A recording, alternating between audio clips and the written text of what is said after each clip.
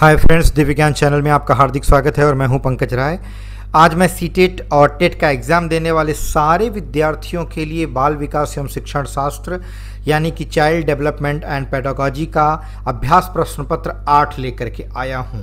मित्रों, मैं आपको ये बात बताना चाहता हूं कि इस प्रश्न पत्र सेट में यानी कि क्वेश्चन पेपर सेट नंबर 8 में डिफरेंट चैप्टर्स जो बाल विकास के हैं उन सभी से थोड़े थोड़े क्वेश्चन मिला करके ये 30 प्रश्नों की एक श्रृंखला बनाई गई है। मेरा विश्वास है कि अगर आप मेरे साथ इसी तरह से बने रहेंगे और आगे के प्रश्न पत्रों को भी देखते रहेंगे तो मैं गारंटी के साथ आपसे ये कहना चाहता हूँ कि आप बाल विकास एवं शिक्षण शास्त्र यानी पेडागॉजी में अच्छे अंक आसानी से पा सकते हैं। चलिए आज का यह अभ्यास प्रश्न पत्र स्टार्ट करते हैं। बाल विकास एवं शिक्षण शास्त्र का अभ्यास प्रश्न पत्र 8 का पहला प्रश्न है, निम्न में से कौन सा बच्चे की सामाजिक मनोवैज्ञानिक आवश्यकताओं के साथ संबद्ध नहीं है। देखिए, इसका ऑप्शन नंबर ए है सही। शरीर से अपशिष्ट पदार्थों का नियमित रूप से बाहर निकलना ये मनोवैज्ञानिक आवश्यकताओं के साथ संबद्ध नहीं है। दूसरा प्रश्न आपके सामने है, निम्नलिखित में से किस अवस्था में बच्चे अपने समवयस्क समूह के सक्रिय सदस्य हो जाते हैं। समवयस्क मतलब अपने साथ अपनी हमउम्र के सक्रिय सदस्य हो जाते हैं। किस अवस्था में? पूर्व बाल्यावस्था में या बाल्यावस्था में, किशोरावस्था में या प्रौढ़ावस्था में? सही उत्तर है ऑप्शन सी, किशोरावस्था में। प्रश्न संख्या 3 है, सबसे अधिक गहन और जटिल सामाजीकरण होता है प्रौढ़ावस्था के दौरान, व्यक्ति के पूरे जीवन में, किशोरावस्था के दौरान या पूर्व बाल्यावस्था के दौरान? सही उत्तर है ऑप्शन सी, किशोरावस्था के दौरान। जब बच्चा पूरी तरह से परिपक्व हो जाता है तो वह अच्छे ढंग से समाज में घुलना मिलना सीख जाता है। चौथा प्रश्न, किसी उद्दीपन के निरंतर दिए जाने से व्यवहार में होने वाला अस्थायी परिवर्तन कहलाता है। अभ्यस्तता, अधिगम, अस्थायी अधिगम या अभिप्रेरणा? चौथे का ऑप्शन ए सही है, अभ्यस्तता। यानी कोई ऐसा उद्दीपन जो उद्दीप्त करता हो आदतों को, व्यवहार को, तो वो इस तरह का अस्थायी परिवर्तन कहलाता है। अभ्यस्तता मतलब व्यक्ति उस उद्दीपन के अभ्यस्त हो जाता है, यानी कि उसको अपने कार्यशैली में लाने लगता है। पांचवा प्रश्न है, जिस प्रक्रिया में व्यक्ति दूसरों के व्यवहार को देखकर सीखता है न कि प्रत्यक्ष अनुभव कर को कहा जाता है। दूसरों के व्यवहार को देख कर के सीखता है, अपने खुद के अनुभव से नहीं। सामाजिक अधिगम कहलाता है, अनुबंधन कहलाता है या प्रायोगिक अधिगम कहलाता है या आकस्मिक अधिगम कहलाता है? पांचवें का ऑप्शन ए सही है, सामाजिक अधिगम, जहां व्यक्ति समाज से सीखता है, लोगों से सीखता है, मित्रों दोस्तों से सीखता है, सगे संबंधियों से सीखता है, अपने आसपास के वातावरण से सीखता है। छठवां प्रश्न है, प्राथमिक स्तर पर एक शिक्षक में निम्न में से किसे सबसे महत्वपूर्ण विशेषता मानना चाहिए? मैं रिपीट करता हूं क्वेश्चन एक बार फिर से ध्यान दीजिए। प्राथमिक स्तर पर एक शिक्षक में निम्न में से किसे सबसे महत्वपूर्ण विशेषता मानना चाहिए? शिक्षण पद्धतियों और विषयों के ज्ञान में दक्षता को, अति मानक भाषा में पढ़ाने में दक्षता को, या पढ़ाने की उत्सुकता को, या धैर्य एवं दृढ़ता को? छठवें प्रश्न का ऑप्शन डी सही है, धैर्य एवं दृढ़ता। देखिए, प्राथमिक स्तर पर एक शिक्षक में लिखा गया है कि निम्न में से किसी सबसे महत्वपूर्ण विशेषता मानना चाहिए। प्राथमिक स्तर पर एक शिक्षक में सबसे महत्वपूर्ण विशेषता ये जरूरी नहीं है कि वो शिक्षण पद्धतियों का यानी कि टीचिंग मेथड्स जो हैं और अपने विषय में बहुत ज़्यादा दक्ष है, वो बहुत मायने रखता है। बहुत स्टैंडर्ड लैंग्वेज में ढंग से वो पढ़ाने में दक्ष है या वो पढ़ाने के प्रति ज़्यादा एक्साइटेड है, ये तीनों चीज़ें ज़्यादा महत्व नहीं रखती। महत्व रखता है कि वो कितना पेशेंस रखता है उन छोटे बच्चों के साथ जो प्राथमिक स्तर में हैं, जो प्राइमरी स्टेज में हैं, उन प्राथमिक स्तर के विद्यार्थियों के साथ वो अपना धैर्य किस तरह से बनाए रखता है और कितना दृढ़ता के साथ वो अपनी बात को उनके सम्मुख रख पाता है, कितना दृढ़ है वो अपने व्यवहार के प्रति, ये बहुत जरूरी होता है।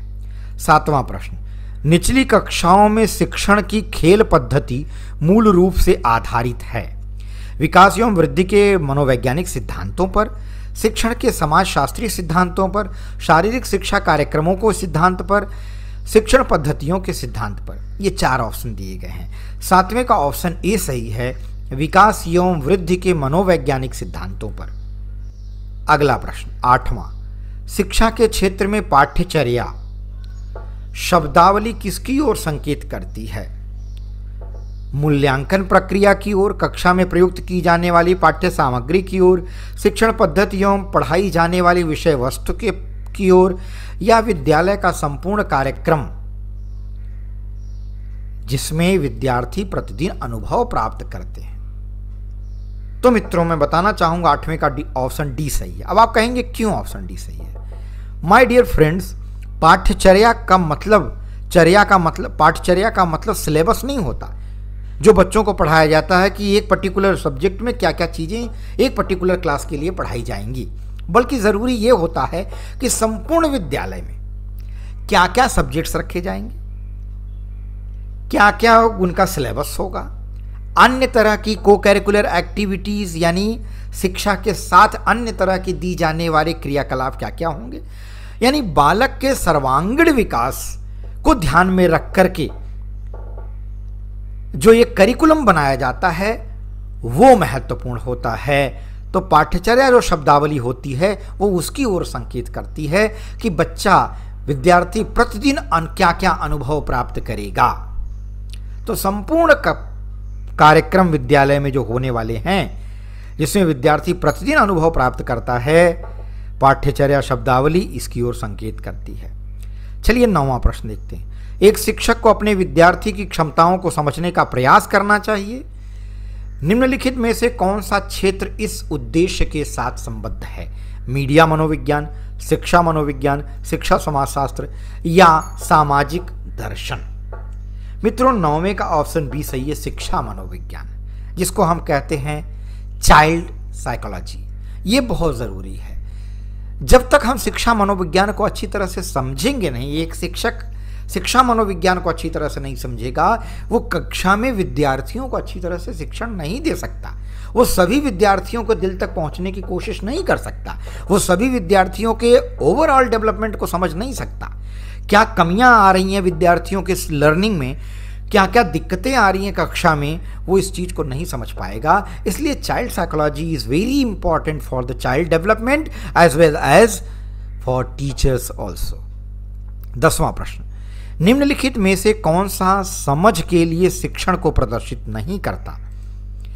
मैं प्रश्न को फिर से रिपीट करता हूं। प्रश्न समझना बहुत जरूरी है। जब आप एक बार प्रश्न समझ जाते हैं, उत्तर तो अंदाजे से कभी कभी सही हो जाते हैं। निम्नलिखित में से कौन सा समझ के लिए शिक्षण को प्रदर्शित नहीं करता? विद्यार्थियों को एकाकी तथ्यों और प्रक्रियाओं को याद करने के योग्य बनाना, परिघटना या अवधारणा को अपने शब्दों में अभिव्यक्त करने के लिए विद्यार्थियों को कहना। तीसरा है नियम कैसे काम करता है इसे स्पष्ट करने हेतु उदाहरण उपलब्ध कराने के लिए विद्यार्थियों को पढ़ाना। चौथा है समानता और अंतर देखने और सादृश्यता स्थापित करने के लिए विद्यार्थियों की सहायता करना। 10वें का ऑप्शन ए सही है, विद्यार्थियों को एकाकी तथ्यों और प्रक्रियाओं को याद करने के लिए योग्य बनाना। अगला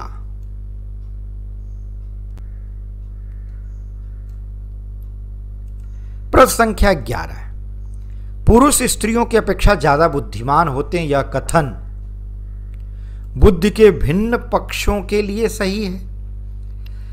सही है, दूसरा ऑप्शन है। तीसरा है सही हो सकता है, अंदाजा लगाया जा रहा है। डी है लैंगिक पूर्वाग्रह को प्रदर्शित करता है। अब चारों में से कौन सा ऑप्शन सही है? ऑप्शन डी लैंगिक पूर्वाग्रह यहां पर स्त्रियों और पुरुषों के प्रति एक अलग अलग भावना रखी जा रही है, एक लैंगिक पूर्वाग्रह है ये। 12वां प्रश्न, गिलफोर्ड ने अभिसारी चिंतन पद का प्रयोग समान अर्थ में किया है। बुद्धि, सृजनात्मकता, बुद्धि एवं सृजनात्मकता, इनमें से कोई नहीं। 12वें का ऑप्शन बी सही है, सृजनात्मकता, क्रिएटिविटी।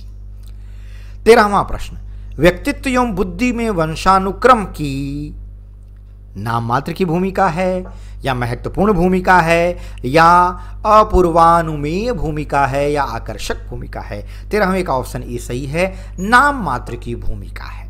व्यक्तित्व एवं बुद्धि में, एक बच्चे का व्यक्तित्व और उसकी बुद्धि में उसके वंशानुक्रम यानी पीढ़ियों से चली आ रही चीजों की नाम मात्र की भूमिका होती है। उसका व्यक्तित्व कैसा होगा और उसकी बुद्धि कैसी होगी, यह वंशानुक्रम पूरी तरह से तय नहीं करता। 14वां प्रश्न, निम्नलिखित में से कौन शिक्षण अधिगम का स्तर नहीं है? शिक्षण अधिगम का स्तर नहीं है। विभेदीकरण स्तर, स्मृति स्तर, चिंतनशील स्तर या समझ स्तर? तो 14वें का ऑप्शन बी सही है, स्मृति स्तर। ये याद करना पड़ेगा।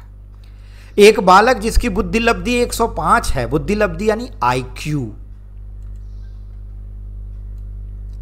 उसे वर्गीकृत किया जाएगा श्रेष्ठ बुद्धि में, सामान्य से अधिक बुद्धि में, सामान्य बुद्धि में या मंद बुद्धि में? इसका सही उत्तर क्या होगा? इसका सही उत्तर मित्रों होगा सामान्य बुद्धि में। अब आपको यह जानना जरूरी है कि बुद्धि लब्धि क्या होती है, बुद्धि लब्धि का लेवल क्या होता है, यह सब चीजें बहुत जरूरी है। बुद्धि लब्धि मित्रों, इसके अलग अलग स्केल बनाए गए हैं और अलग अलग कैटेगरी बनाई गई है कि किस लेवल तक बुद्धि लब्धि है तो बच्चे या स्टूडेंट या व्यक्ति किस कैटेगरी में आएगा।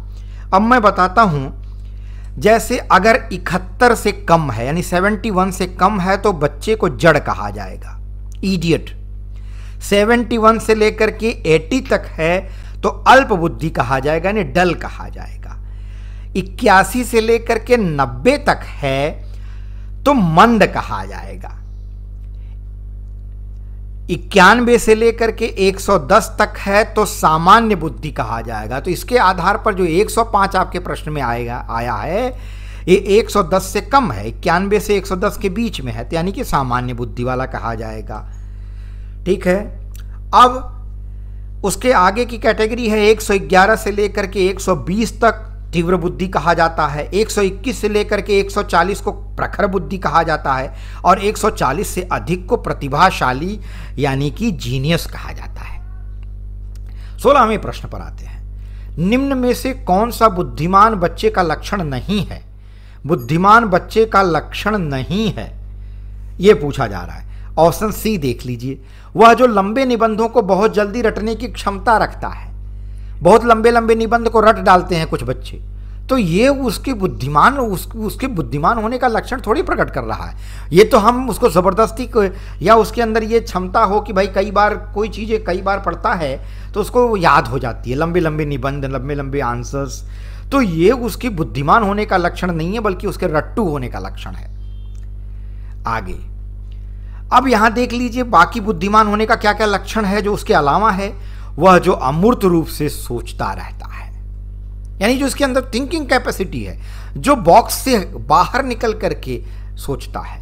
वह जो नए परिवेश में स्वयं को समायोजित कर सकता है, नए वातावरण में, नई जगह पर, नए स्थान पर, नए मित्रों के साथ अपने को एडजस्ट कर लेता है, वह बुद्धिमान कहा जाएगा।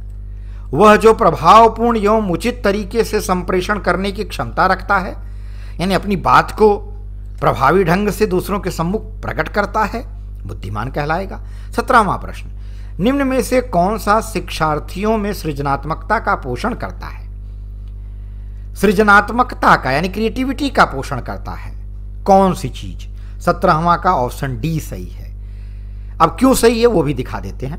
प्रत्येक शिक्षार्थी की अंतर्जात प्रतिभाओं का पोषण करने एवं प्रश्न करने के अवसर उपलब्ध कराना। विद्यार्थियों में जो भी प्रतिभा, जो भी क्रिएटिविटी पहले है उसको पहचानना, उसका पोषण करना, उसको डेवलप करने की कोशिश करना और उनको डेवलप करने के लिए उनको चांस देना, और साथ ही साथ वो उससे रिलेटेड कुछ अगर डाउट्स है उसको वो पूछना चाहते हैं, प्रश्न करना चाहते हैं तो उसके भी अवसर उपलब्ध कराना। और अन्य ऑप्शंस क्या थी, क्यों वे गलत थी? यहां लिखा गया है विद्यालयी जीवन के प्रारंभ से उपलब्धि के लक्ष्यों पर बल देना, कोई मतलब नहीं रखता। परीक्षा में अच्छे अंकों के लिए विद्यार्थियों को कोचिंग करना, नो, गलत है। अच्छी शिक्षा के व्यावहारिक मूल्यों के लिए विद्यार्थियों का शिक्षण, कोई मतलब नहीं रखता। हम व्यावहारिक मूल्यों को कभी कभी विद्यार्थियों पर थोपने लगते हैं। विद्यार्थी का इंटरेस्ट या क्रिएटिविटी किसी और चीज में है, हम जबरदस्ती उसको एक ट्रेडिशनल वे में पढ़ाते रहते हैं, यह भी गलत है। 18वां प्रश्न, विशेष रूप से प्राथमिक स्तर पर विद्यार्थियों को सीखने संबंधी समस्याओं को संबोधित करने का सबसे बेहतर तरीका है। 18वें का ऑप्शन सी सही है, अक्षमता के अनुरूप विभिन्न शिक्षण पद्धतियों का प्रयोग करना। अगर विद्यार्थियों में अक्षमता है, क्षमता नहीं है, स्किल डेवलप नहीं हो रही है, तो उसकी अक्षमता के अनुरूप किस चीज में कमी है, विद्यार्थी किस चीज को पकड़ नहीं पा रहा है, क्या चीज में वो पीछे जा रहा है, उसके अनुरूप विभिन्न शिक्षण पद्धतियों यानी डिफरेंट तरह के टीचिंग मेथड्स का प्रयोग करना। 19वां प्रश्न है, विशेष आवश्यकता वाले बच्चों को शिक्षा उपलब्ध कराई जानी चाहिए। जो स्पेशल स्टूडेंट्स हैं, स्पेशल नीडी हैं, ऐसे विद्यार्थियों को, बच्चों को शिक्षा उपलब्ध कराई जानी चाहिए। कैसे? विशेष विद्यालयों में विशेष शिक्षकों द्वारा, अन्य सामान्य बच्चों के साथ, या विशेष विद्यालयों में विशेष बच्चों के लिए विकसित पद्धतियों द्वारा। अब जैसे लगता है कि ये सारे ऑप्शंस एक दूसरे से काफ़ी कोरिलेटेड लगते हैं या लगता है कि बहुत करीब हैं, अब इसमें से सही कौन सा है? ऑप्शन सी, अन्य सामान्य बच्चों के साथ, जिसको हम कैसे कहते हैं इंक्लूसिव एजुकेशन, एक मिश्रित शिक्षा देना। जो विशेष आवश्यकता वाले बच्चे हैं, जब उनको आप सेग्रीगेट कर देते हो, आजकल ये इंक्लूसिव एजुकेशन का बड़ा डिमांड चल रहा है। हर जगह जो शिक्षा शास्त्री लोग हैं वो इस बात को रख रहे हैं कि इंक्लूसिव एजुकेशन के ऊपर स्कूल मैनेजमेंट को ध्यान देना चाहिए। तो अन्य सामान्य बच्चों के साथ जब हम उन बच्चों को, ऐसे जो स्पेशल नीडी हैं, जो विशेष आवश्यकता वाले हैं, जो किसी तरह से पीछे छूट गए हैं, अगर उनको साथ में रखते हैं तो पहली बात कि वे अपने को अन्य बच्चों से अलग नहीं समझते। That is very important. 20वां प्रश्न, डिसलेक्सिया किससे संबंधित है? डिसलेक्सिया, देखिए ये वर्ड 3 तरह के हैं। एक डिसलेक्सिया है, डिस्ग्राफिया है, कैलकुलिया है। तो देखिए इनके नाम में कुछ चीज़ें छिपी रहती हैं। कैलकुलिया यानी कैलकुलेशन यानी लॉजिकल जो चीज़ें हैं, जैसे मैथ्स वैथ्स है, उससे संबंधित कमियां हो जाती है। डिस्ग्राफिया यानी ग्राफ और आपकी चीज़ें जो है, देखिए उसमें नाम में थोड़ी चीज़ें छिपी रहती है, वो ट्रिक है समझने का। और डिसलेक्सिया जो होता है ये उन दोनों से थोड़ा डिफरेंट होता है। ये पढ़ने से संबंधित जो थोड़े विकार उत्पन्न होते हैं, बच्चा भी किसी एक लेटर को किसी और रूप में देखता है, तो वो उससे जो संबंधित विकार होते हैं उससे संबंधित होता है ये डिसलेक्सिया। तो ऑप्शन ए सही है। 21वां प्रश्न, प्रतिभाशाली होने का संकेत नहीं है, कौन सा भैया? अभिव्यक्ति में नवीनता, जिज्ञासा, सृजनात्मक विचार या दूसरों के साथ झगड़ना। ऑप्शन डी सिंपल है, ये तो आप भी समझ सकते हैं, आसानी से कोई भी विद्यार्थी समझ सकता है। 22वां प्रश्न, 5वीं कक्षा के दृष्टिबाधित विद्यार्थी, प्रश्न अधूरा जैसा लग रहा है लेकिन अधूरा मत समझिए, ऑप्शन के साथ मिला के पढ़ेंगे तो आपको पूरा नजर आएगा। विद्यार्थी कक्षा के 5वीं कक्षा के दृष्टिबाधित विद्यार्थी, दृष्टिबाधित मतलब जिस दृष्टिहीनता वाले के साथ कक्षा में सामान्य रूप से व्यवहार किया जाना चाहिए और श्रव्य माने ऑडियो CD के माध्यम से सहायता उपलब्ध कराई जानी चाहिए। बी है दृष्टिबाधित विद्यार्थी के साथ कक्षा में विशेष व्यवहार किया जाना चाहिए। चौथा है, दृष्टिबाधित विद्यार्थी को निचले स्तर के कार्य करने में की छूट मिलनी चाहिए। और अगला है, दृष्टिबाधित विद्यार्थी के माता पिता और मित्रों द्वारा उसे दैनिक कार्यों को करने में सहायता की जानी चाहिए। अब लगता है यार किसी पे भी टिक मार्क कर देंगे सही हो जाएगा, लेकिन लॉजिक कौन सी सबसे सही है वो देखना है। नंबर ए, 5वीं कक्षा का जो दृष्टिबाधित विद्यार्थी है, भाई माता पिता और मित्रों द्वारा उसे दैनिक कार्यों में करने में सहायता की जानी चाहिए, वो तो है ही, ठीक है, वो तो होता ही है, लेकिन कक्षा के हिसाब से बात की जा रही है। जब माता पिता वाले ऑप्शन पे हम जा रहे हैं तो वो तो कोई भी माता पिता अपने छोटे से बच्चा जो कि दृष्टिबाधित है उसको सहायता तो करता ही है। विशेष व्यवहार करना चाहिए, खाली हम सिंपैथी की भावना रखेंगे तो वो भी ठीक नहीं है। हम उसकी पढ़ाई के लिए विशेष क्या कर रहे हैं वो ज्यादा इंपॉर्टेंट है। 5वीं कक्षा के दृष्टिबाधित विद्यार्थी के साथ कक्षा में सामान्य रूप से व्यवहार तो किया ही जाना चाहिए और श्रव्य सीडी के माध्यम से, यानी कि ऑडियो सीडी के माध्यम से सहायता उपलब्ध कराई जानी चाहिए, क्योंकि दृष्टिबाधित बच्चा अच्छे से देख ही नहीं सकता, वो तो खाली सुनेगा। जब दृष्टिबाधित बच्चों को काफी तरह ऐसा देखा गया है, दृष्टिबाधित लोग जिन बातों को कही या साउंड पर विशेष ध्यान देते हैं, तो ये साउंड जो होता है उनके लिए काफी इफेक्टेड होता है। इसके पीछे एक साइकोलॉजी है, इसलिए ये ऑप्शन सही है। 23वां प्रश्न आपके सामने है। देखिए मित्रों, थोड़ा समय लग रहा है, लेकिन मैं समझता हूँ अच्छी चीज़ के लिए अगर थोड़ा समय लग जाता है तो कोई बुरी बात नहीं होती। कारण यह है कि एक बार जब आप सारे ऑप्शन को लॉजिक के हिसाब से समझ लेते हैं वो कभी भूलता नहीं। और कई बार ऐसा होता है खाली आंसर बता दीजिए फटाफट, लॉजिक समझते नहीं है तो आंसर आपको ज़बरदस्ती कितना रटेंगे, कितने प्रैक्टिस पेपर का आप आंसर डायरेक्ट रटेंगे। मन का मानचित्र संबंधित है मन का चित्र बनाने से, मन की क्रियाशीलता पर अनुसंधान से, बोध बढ़ाने की तकनीक से, साहसी कार्यों की क्रिया योजना से। 23वें का ऑप्शन सी सही है, बोध बढ़ाने की तकनीक से। 24वां प्रश्न जरा जल्दी देख लेते हैं। निम्न में से कौन से कथन को सीखने की प्रक्रिया की विशेषता नहीं मानना चाहिए? 24वें का ऑप्शन सी सही है, शैक्षिक संस्थान ही एकमात्र स्थान है जहां अधिगम प्राप्त होता है। गलत बात। शैक्षिक संस्थान ही सारे बच्चे को अधिगम यानी लर्निंग करा देते हैं हर चीज़ की, ये गलत बात है। बहुत सारी चीज़ें हैं जो बच्चा फैमिली में सीखता है, बहुत सारी चीज़ें हैं जो कि फ्रेंड सर्कल से सीखता है, बहुत सारी चीज़ें हैं जो वो अपने सामाजिक वातावरण में सीखता है। तो ये कहना कि शैक्षिक संस्थान ही एकमात्र संस्थान है जहाँ अधिगम प्राप्त होता है, ये गलत है। अधिगम यानी लर्निंग, सीखना होता है, गलत है। 25वां प्रश्न, सीखना समृद्ध हो सकता है यदि क्या हो भाई? 25वें का ऑप्शन सी सही है, वास्तविक दुनिया से उदाहरणों को कक्षा में लाया जाए। वेरी इंपॉर्टेंट हम कह सकते हैं ये क्वेश्चन। ये हमारी जिंदगी में भी होता है, हमारी लाइफ में भी होता है, हमारे अगल बगल घर में जो बच्चे हैं उनके साथ भी ये घटता है, हमारे साथ भी घटा हुआ है कि अगर टीचर वास्तविक दुनिया के उदाहरणों को कक्षा में लाए और उससे विद्यार्थियों की का जो कॉन्सेप्ट है उससे कोरिलेशन बना करके पढ़ाए, तो मैं समझता हूं वो बहुत इफेक्टिव होता है, कंटेंट बहुत अच्छे से ग्रहण कर लेते हैं बच्चे। तो सी लिखा है, वास्तविक दुनिया से उदाहरणों को कक्षा में लाया जाए जिसमें विद्यार्थी एक दूसरे से अंतःक्रिया करें। एक दूसरे से अंतःक्रिया करें मतलब डिस्कशन करें और उनको डिस्कस करने की छूट दी जाए और शिक्षक उस प्रक्रिया को सुगम बनाए, यानी शिक्षक उसमें हेल्प करे। तो सीखना वो बहुत अच्छे से होता है। लिखा ही है क्वेश्चन में कि सीखना समृद्ध हो सकता है।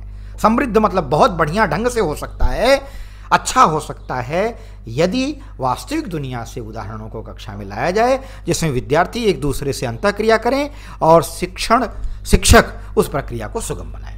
26वां प्रश्न, निम्नलिखित में से कौन सा कथन सीखने के बारे में सही है? अब मैं जरा जल्दी कर लेता हूं। 26वें का ऑप्शन सी सही है, सीखना उस वातावरण में प्रभावी होता है जो संवेगात्मक रूप से सकारात्मक हो और शिक्षार्थियों को संतुष्ट करने वाला हो। यह सामान्य है, इसको समझ सकते हैं आप। 27वां प्रश्न, शिक्षार्थी जो पहले सीख चुके हैं उसकी पुनरावृत्ति और प्रत्यास्मरण में शिक्षार्थियों की मदद करना महत्वपूर्ण है, क्योंकि ऑप्शन सी देखिए, नई जानकारी को पूर्व जानकारी से जोड़ना, प्रीवियस नॉलेज से। जो भी कंटेंट हम पढ़ाने जाते हैं, कुछ हम क्वेश्चन पूछें, कुछ चीज़ें करें, टीचर जब ऐसा करता है और उसके प्रीवियस नॉलेज से जोड़ता है तो विद्यार्थी इजी टू डिफिकल्ट वे में सीखता है, न कि डिफिकल्ट टू इजी वे में सीखता है। नई जानकारी को पूर्व जानकारी से जोड़ना सीखने को समृद्ध बनाता है। अगला प्रश्न 28वां, निम्नलिखित में से किस कथन को सीखने के लक्षण के रूप में नहीं माना जा सकता? 28वें का ऑप्शन डी सही है, व्यवहार का अध्ययन सीखना, नॉट इंपॉर्टेंट। 29वां प्रश्न, निम्नलिखित में से कौन सा सीखने का क्षेत्र है? भावात्मक, आध्यात्मिक, व्यावसायिक, आनुभविक? 29वें का ऑप्शन ए सही है, भावात्मक।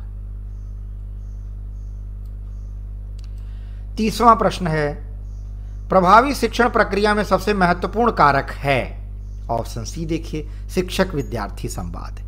एक इफेक्टिव लर्निंग, इफेक्टिव टीचिंग प्रक्रिया में सबसे महत्वपूर्ण जो पॉइंट होती है वो होता है शिक्षक यानी टीचर और विद्यार्थी यानी स्टूडेंट के बीच में वार्तालाप हो। Student should not feel that the teacher is very aggressive, teacher बड़े गुस्से में है, टीचर से पूछूंगा तो वो डांटेंगे। शिक्षार्थी को जब पूरी तरह से सीखने की छूट होती है, वो स्वतंत्र महसूस करता है, शिक्षक से संवाद करता है, अपने क्वेश्चन को डिस्कस करता है, तो समझिए कि ये प्रभावी शिक्षण हो रहा है कक्षा में। और ये प्रभावी शिक्षण का कारक है शिक्षक विद्यार्थी संवाद। ऑप्शन सी सही है। मित्रों, आपका बहुत समय लिया मैंने, और मैं समझता हूँ ये जो मैंने समय लिया इसमें हर एक करीब करीब आंसर को मैंने बहुत डिटेल में डिस्कस करने की कोशिश की। काफ़ी कमेंट आ रहे थे कि सर आप डायरेक्ट आंसर बता देते हैं, कभी कभी एक्सप्लेन नहीं करते। उसी में कुछ लोग ऐसा भी रोना रोते हैं जब एक्सप्लेन ज़्यादा कर दो तो कहते हैं कि अरे भाई कितना एक्सप्लेन कर दिया आपने, इसकी ज़रूरत नहीं थी, हम तो पहले से ज्ञानी थे। तो ऐसे सारे लोग, अब समझ में नहीं आता कि किसके फेवर में जाए किसके फेवर में नहीं। तो मैंने सोचा कि थोड़ा बहुत जितना हो सकता है उतना एक्सप्लेन कर देते हैं। एक बार समय लगा दिया, बार बार ना लगाना पड़े। कहा जाता है सस्ता रोए बार बार, महंगा रोए एक बार। तो एक बार ज़्यादा महंगा समय लगा दिया आपने, बार बार रोने की ज़रूरत नहीं पड़ेगी। मैं समझता हूँ आज का वीडियो आपको पसंद आया होगा। आप इसको लाइक करेंगे, शेयर करेंगे अपने दोस्तों मित्रों सगे संबंधियों के साथ, और साथ ही साथ अगर आप नए व्यूअर हैं तो चैनल को सब्सक्राइब कर लीजिए, बेल आइकन दबाना मत भूलिए ताकि आपको नए अपडेट्स मिलते रहें। तो चलिए, पंकज राय से फिर आप रूबरू होंगे एक नई वीडियो में। तब तक के लिए बहुत बहुत धन्यवाद।